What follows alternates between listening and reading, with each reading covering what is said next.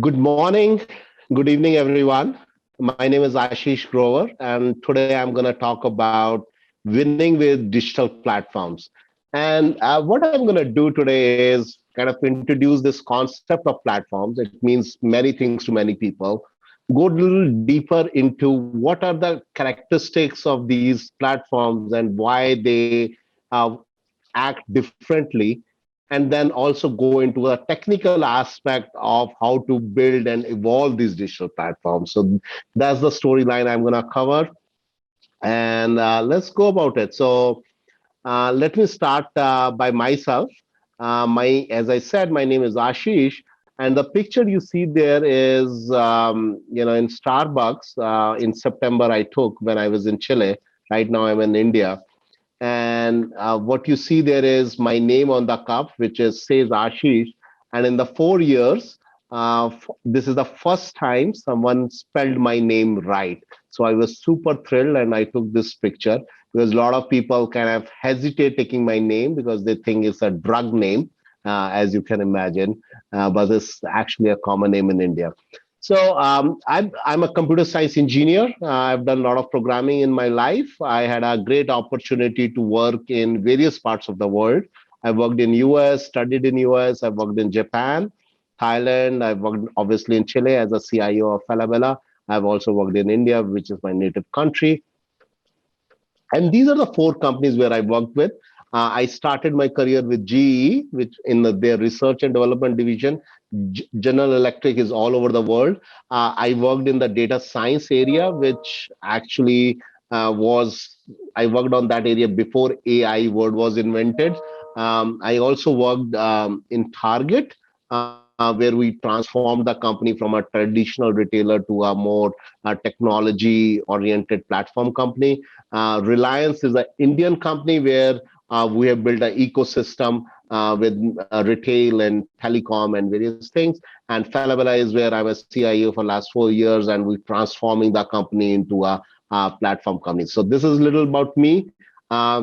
So jumping into the subject, you know, probably you have heard this before. So Uber is a taxi company with no vehicles. Facebook is a media owner with no ownership on the content. Airbnb, one of the biggest companies providing accommodation but not owning a room. So something very interesting is happening, right? And the word platform means different thing to different people. If you ask a product manager, product platform could mean a brand. If you ask an engineer, it could mean a system. If you ask a DevOps guy, it could mean you know a different type of infrastructure enabler platform, right? But I want to clarify what is the context in which I am using the word platform.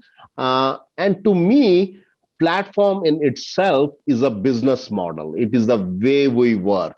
It is a way by which we become the facilitator between interactions that are happening between a producer and a consumer.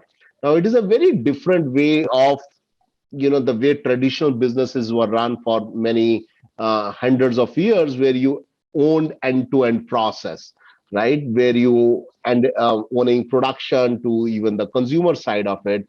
But what has changed is this facilitation, where you don't own the producing part, not you own the consumption part, but you are creating a value by making them talk to each other and do the interaction. So rather than the focus from a process, the focus has gone to interaction, and the value that gets generated is through these interactions. And I'm going to talk and stress a lot about these interactions and the quality of interactions and what it takes to do that, as we proceed with this whole discussion around platforms. And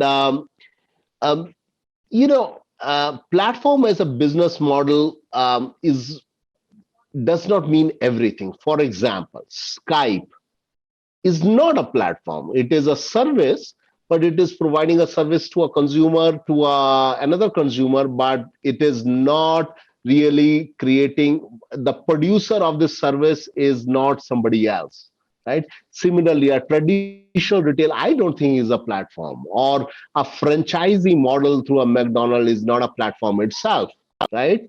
What a platform could be, it can turn out to a various things, right? For example, it if you think about falabella.com as we are becoming a marketplace, or a Linio or Airbnb, we have a sellers selling stuff on our platform to various consumers. So we are the facilitator of that.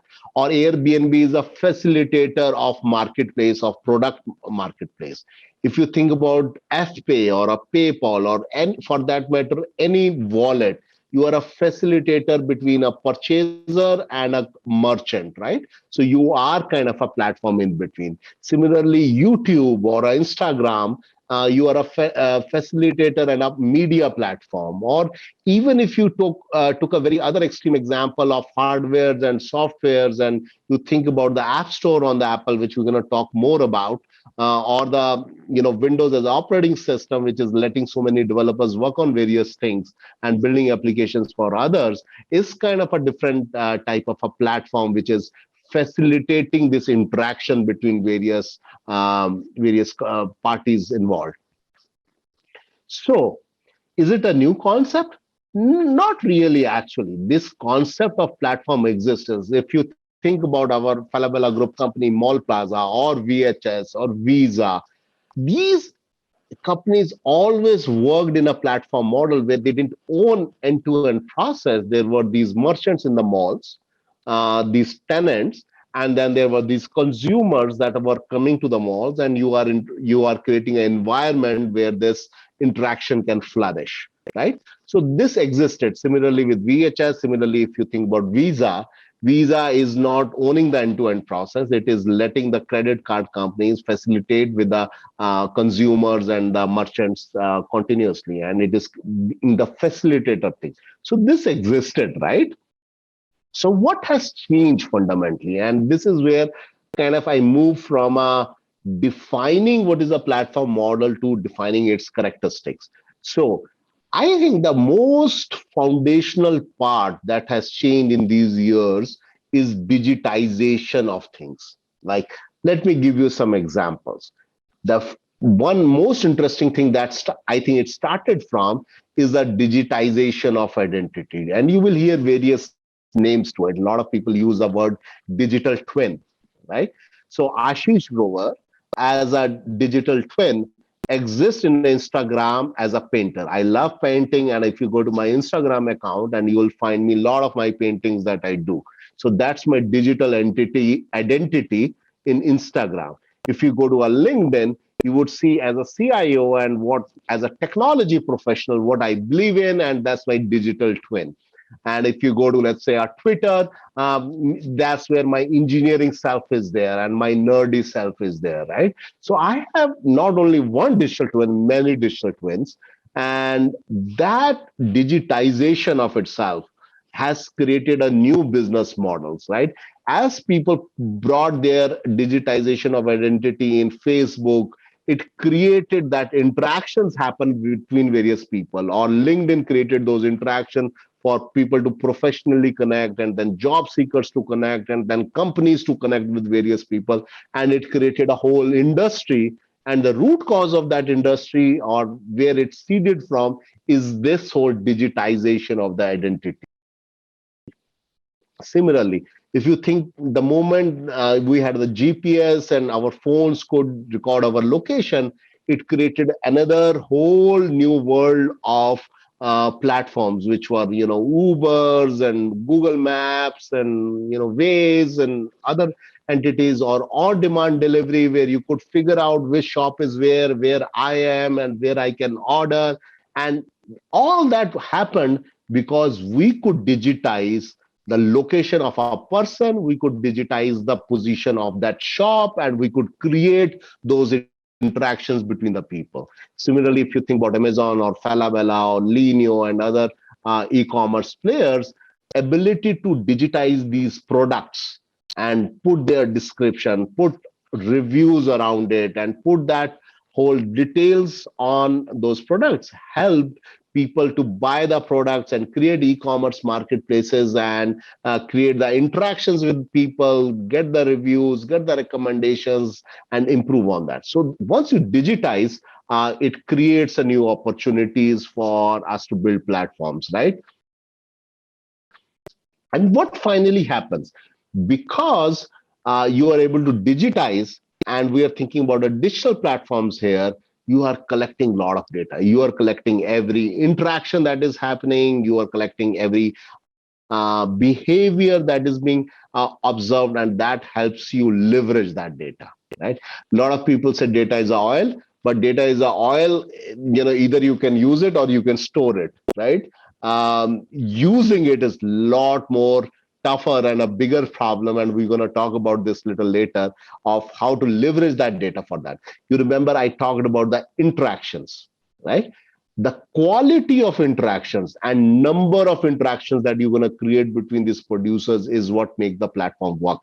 And hence, how do you improve the quality of interactions is the data that you have digitized, the behaviors you have digitized, and being able to build the models on top of it, like in this example, the whole recommendation engines or other types of personalizations or other types of interactions that you are able to create between various entities makes the whole platform working better and improving the quality of interaction, and more people want to come through that, right?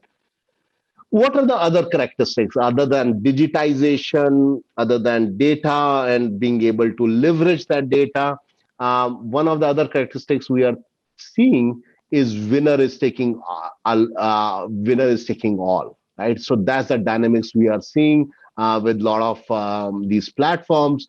There is a great example of Marriott and Airbnb. Marriott, the asset comparison between them is about 4 times more assets are compared. Whereas, so there is a 24 billion asset for Marriott and maybe 8 billion assets for Airbnb. Whereas if you see a market capitalization is 50 to 106 billion, right? And what we are seeing in these platforms, they are very light on the assets, right? The other thing we are seeing is there is a speed involved, right? On demand, and it is enabling consumers and producers to leverage their unused capacity. And because there was a capacity already available, the speed with which things are happening has increased, right? Facil is Falabella's on-demand delivery service. It's launched in Chile and Peru, and so is Rappi, and so on some other services, and they are enabling an on-demand service. The other thing which we are seeing, the scaling, and this is a graph of TikTok. The way the scaling is happening and the people are interacting is very high, and this is what is called a network effect. If you get these producers and consumers and you improve the quality of interaction, they lead to an effect which is going to bring more consumers and more producers, and it generates this effect which is really helps companies grow faster, right? So what happens to various other companies, right? So companies are evolving. There are new companies are born, which are more trying to become a platform company, and there are traditional companies who had a very traditional model, which is turning into a more marketplace model, right? Or becoming a more platform model. And Falabella, we just launched a falabella.com. Amazon used to own a lot of books.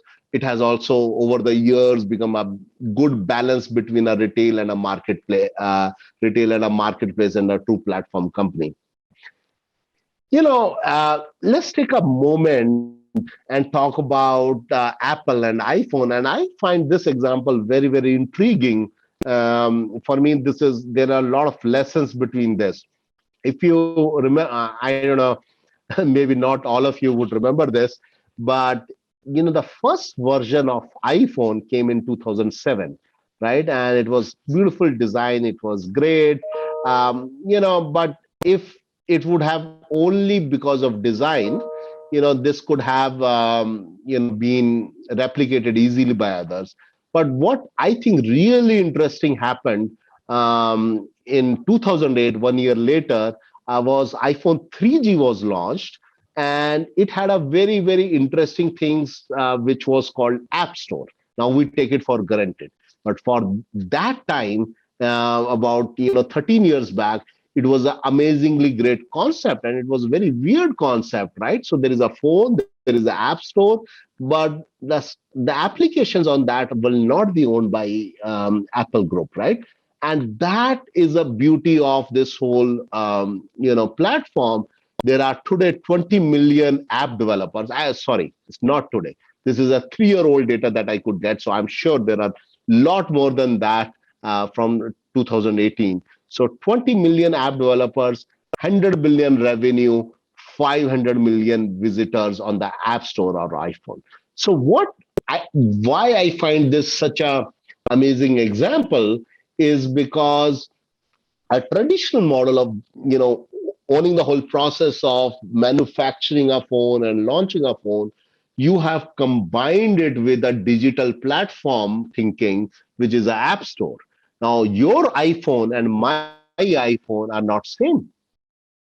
My iPhone has another set of apps and another set of configuration, and your iPhone has another set of configuration. And my definition of iPhone is not just the hardware piece; it is a combination of the apps and the combination of the hardware that it has. On top of that, what Apple, I think, did, apart from having a great designs and having this ecosystem and this digital platform, they also created a physical ecosystem of various products like iPod and Mac and Apple TV and Watch. So there is a physical ecosystem that is going on. There is a digital ecosystem and digital platform that is going on, along with the traditional business of a great design phone that they're generating. And I think that's a very powerful story as we think about building various things and as we think about building either businesses or building the platforms and digital platforms from a technical perspective as we go forward. So here is now comes up sad part of it. Here comes where I give you a caution, right? So we talked about a little bit about what is a platform model. We talked about the characteristics and some examples of how digitization and data and network effects are helping this model. Let me give you what is the problems with this model and why it should not be misconstrued, and what I call platform mania. And what one of the examples we are seeing of collapse that is happening is the Chinese bike sharing platform collapse. And I think if you think about the bike sharing platforms, they are actually not a two-way platforms. They are a very single-way platforms, right? So, and they are not easily scalable. So, if I have a bike sharing platform in a Santiago city, I cannot easily do it in Valparaiso because I need to create another set of it. Number one. Number two, I need to be very asset heavy because I need to somehow own these bikes and maintain these bikes, and I own it. So it's not really, true producer and consumer and a facilitation business. The other type of example that I want to take is the Uber. So Uber has some very, very great things in their model of having both producer and consumer. But if you think in different perspective, if you have established a Uber model in one city and you have these drivers and you have these consumers, it's not easily scalable to another city, because in another city you need another set of drivers and another set of consumers and the right balance to do that. So every place you go, you need to maintain that balance of that. And it is not easy to say, the consumer of this can use a capacity of there, or drivers of this can use a capacity, the need of another city. And to do that, they need to subsidize. They need to subsidize not only on one side, they need to subsidize on both sides. They need to subsidize drivers and they need to subsidize consumers. And hence, if you see in 2020, they had a big loss. And I don't know, maybe they will do really, really well in the future. But I see there are network effects but it also has a model which requires a lot of investment and a lot of subsidizing. Whereas on Airbnb side, I think that subsidizing is very, very minimal, right? And let's see, I mean, I'm also learning and studying these things. So what is the point I'm making? The point I'm making is, to have a good platform, you need to know what is the problem you're solving. If you have a bad business, just making it to a platform is not going to make it a good business, right? You have to think, what is the problem you're solving? Are you solving a problem of scale? Are you solving a problem of imbalance between a demand supply, or a overcapacity, or a over demand? What are you trying to solve? Or you're bringing efficiency in the process. So think about the problem you're solving as you get into this whole platform model from a business perspective. Okay. So now we have a little bit talked about what is a platform business model.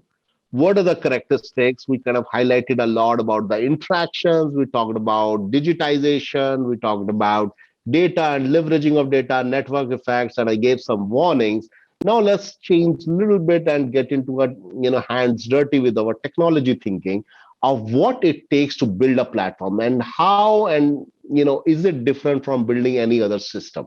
In some places it's very common, but in some places it requires a different way of thinking, and that's what we're going to touch in next another 15 minutes or 10 minutes about that. The first point I want to highlight, as we are evolving platforms, so one thing I want to highlight is, it's not building digital platforms. You don't build a platform, you evolve a digital platform. Platforms are never done. That's the beauty of this. The reason network effects come is you keep on improving these interactions, and then you keep on bringing new sets of scenarios, new sets of use cases, and you do that. So you keep evolving the platform. And at the center of these platforms is a core platform. I personally believe that you need to have a one core platform that is enabling these various functionalities to have. And to have that platform, first you need to have a good technology foundation. The technology foundation could include delivery platforms that could be from cloud or infrastructure. You need to have a good CI/CD pipelines. You need to have a good security ops and things like that. You need to have a good integration, API gateways, event-driven architecture, or contract management aspects. And then from a data perspective, how you're managing your data catalog, how you're going to manage your ML platforms. And we're going to talk a little bit about ML more. And then finally, how you're going to have an observability stack. So there is a lot of technology enablement you need to do. On top of that, you need to have a domain-centric core platform which is exposed to APIs. Now, this is super, super important. I think we get so obsessed in general about web, about app, and we forget what is behind that. If you're not going to have a strong backbone, you're not going to have a long run for this. You need to have a strong platforms from a technology perspective and a capability perspective that lets you do the inventions on the top of it, so that you can create great experiences, right? And the second part, once you have one core platform exposed through APIs, is where we call scenarios or use cases or experiences that you have to generate, and you create the scalability interactions. Remember, we talked about various interactions. So LinkedIn, you have one-to-one person interactions. You have a way to do a broadcast interactions. You have a job seeker to person interactions. You have a company to a business development interaction. And these are all scenarios and various types of things. And I have no specific interest in LinkedIn, and same thing happens in YouTube and Facebook and Twitter and marketplaces and all types of platforms. So you need to create a muscle where there are distributed teams working on different experiences using the common platform. Why common platform? Because it enables you to do a cross leverage of various capabilities and moving from one journey to the another very easily. Otherwise, all the energy goes in interaction. The energy does not go in experience part of it, where the most of the mind and effort should go on that, right? So this is the second part of that core platform and scenarios in a distributed way. The third part of it is data. You remember we talked about data and the leverage of data, right? And having a strong foundation on that data is super important. Having a strong, fully automated data pipeline and model building, ability to test the model, test it on a production data, having a good experimentation platform, having ability to deploy these these models directly, and then being able to monitor and have a good observability on it, right? Many places, what I've seen is what happens is there is a lot of desire, and there is one model here and one model there, and there's one data lake here and two data lakes there. The thinking is not a platform thinking. That is not a platform thinking. This is where doing a model and doing a AI versus doing it in a scalable platform thinking model is different, right? You need to have everything automated, right? The focus should be how I can generate these ideas.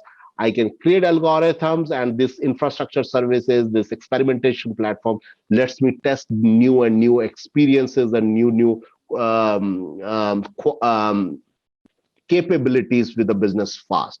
And that is where I talked about the importance of improving quality of interaction. And this is what improves the quality of interactions. The first two parts help you build those interactions, and this helps you improve the quality, right? And finally, this is the most critical infrastructure service, highly automized, CI/CD pipeline, highly scalable, have to have observability, and a lot of things, and needs to have a low marginal cost of scaling. Right. One of the things that I've seen going from one country to the another, or going from one scenario to another, I need another server, I need to set up another thing. And if you think deeply about platform thinking from the start, it helps you scale very, very fast, right?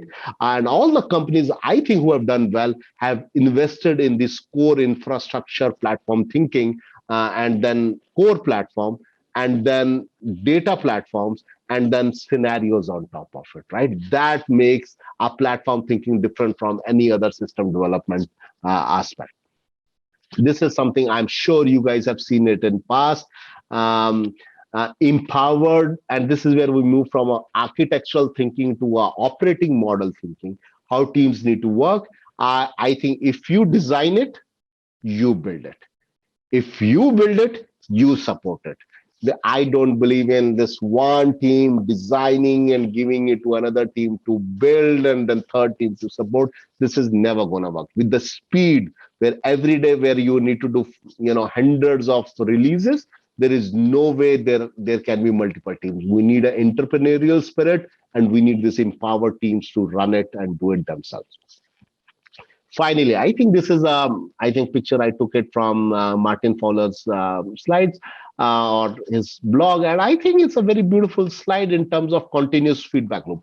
One thing from a culture perspective, the companies are changing themselves in this new world of platform is we are all adopting a learning culture, right? We all, as engineers and companies, are work in progress. I say always, I'm a work in progress, right? I'm still learning and still doing that. And to do that work in progress, you need to have a feedback loop so that you know what you're doing differently and how you can improve.